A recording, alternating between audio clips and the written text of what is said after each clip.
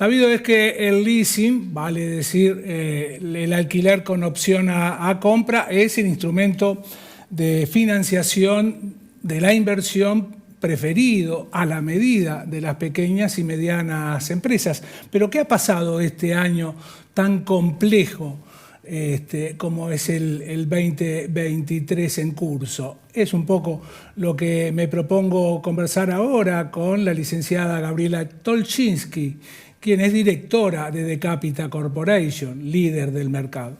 Buen día, ¿cómo estás, Gabriela? Hola, Nino. Gracias por venir. Muchas gracias por recibirme. Bueno, por favor, contanos, ¿cómo ha evolucionado la demanda, sobre todo en este año que, insisto, devaluación, restricción externa, inflación y tasas en alza? Me parece que no es el mejor escenario, ¿no? No es el mejor escenario, pero como dijiste, el leasing no decepciona. La verdad es que dentro de contexto sin duda muy difícil, hemos encontrado espacios de desarrollo y de las empresas de adquisición de bienes de capital. Esto parte se explica por lo que mencionabas. Yo creo que como el leasing lleva inherente la inversión de un bien de capital, cualquier empresa hoy que ve que esto es una situación de coyuntura, una coyuntura extensa, pero coyuntura al fin, dice, bueno, este es el momento de buscar equiparme si es que veo un horizonte, porque los bienes, en definitiva, bueno, si creemos que todavía va a haber algún ajuste o va a haber inflación o va a haber alguna devaluación mayor, los bienes mantienen su valor a lo largo del tiempo versus la inflación, versus las devaluaciones. Entonces las empresas están diciendo, bueno, este es el momento, si puedo, de adquirir, de ampliar mi capacidad productiva para momentos mejores. Lo he advertido a lo largo del año, hablo con muchas pymes, he advertido que a pesar del contexto, muchas pymes eligen invertir.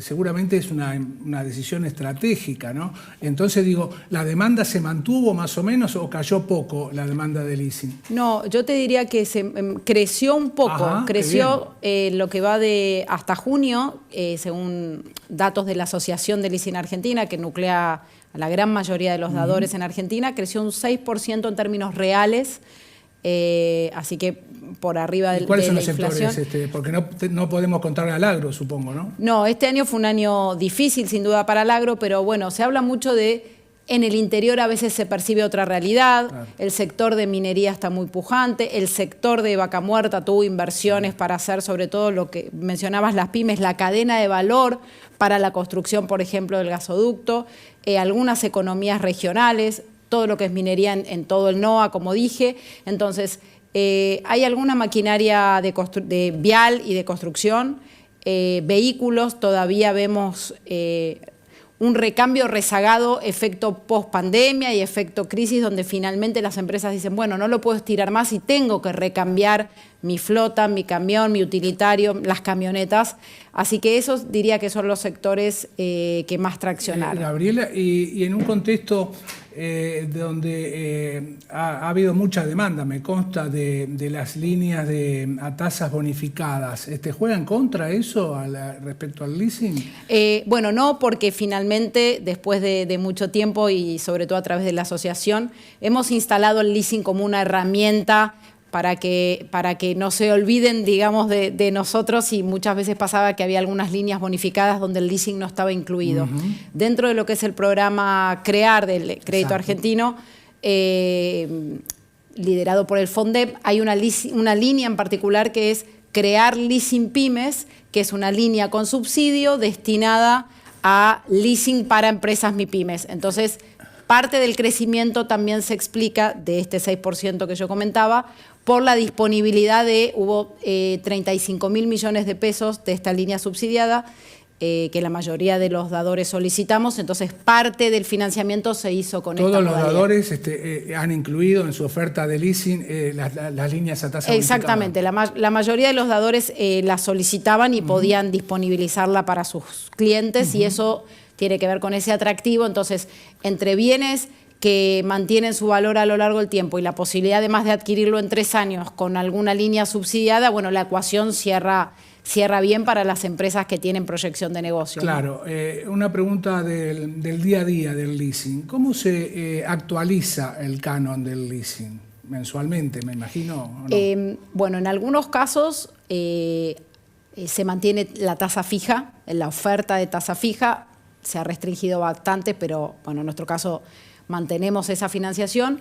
Y estas líneas subsidiadas son en función a la tasa Badlar, que es la tasa, digamos, ¿Más de algún punto referencia. adicional o no?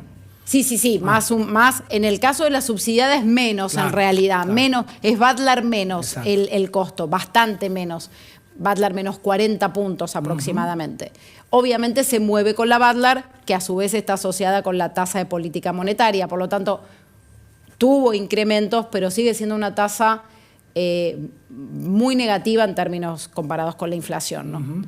Y seguramente eso, más los atractivos, las ventajas que podemos recordarlas, las ventajas desde el punto de vista impositivo, tornan a la herramienta, cuando se la conoce, me parece que sí o sí tiene que ser muy competitiva, ¿no? Coincido 100%. Lo recordamos, digamos, el leasing tiene el atractivo de poder deducir el canon como un gasto para el impuesto a las ganancias y además que el IVA se abona con cada cuota, con cada canon mensual en la mayoría de los casos, en lugar de tener que hacer el desembolso todo al inicio.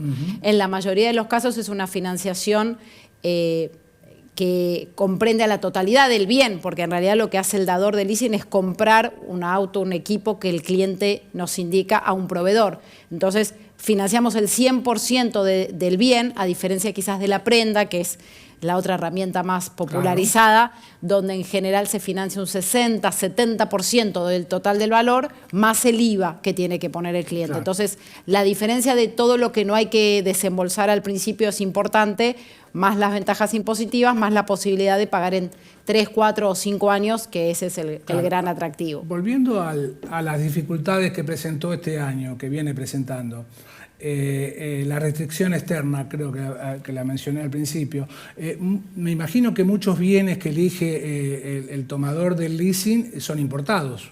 En ese caso, ¿hubo dificultades para importar?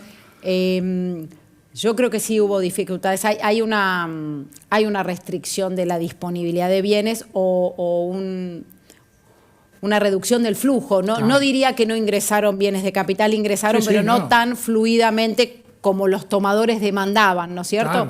Claro. Pienso que esa escasez también hace más activa más la demanda, como siempre Claro. cuando hay un mercado restrictivo uno tiene más avidez por eso, entonces esa combinación hizo que haya más demanda de ese tipo Claro, de de bienes. hecho, hablando de la importación de bienes de capitales, el mes pasado, según el INDEC, el único rubro o ítem que creció, la importación fue bienes de capital y accesorios o repuestos para bienes de capital. Es un dato llamativo, ¿no? Porque todos los demás bajaron.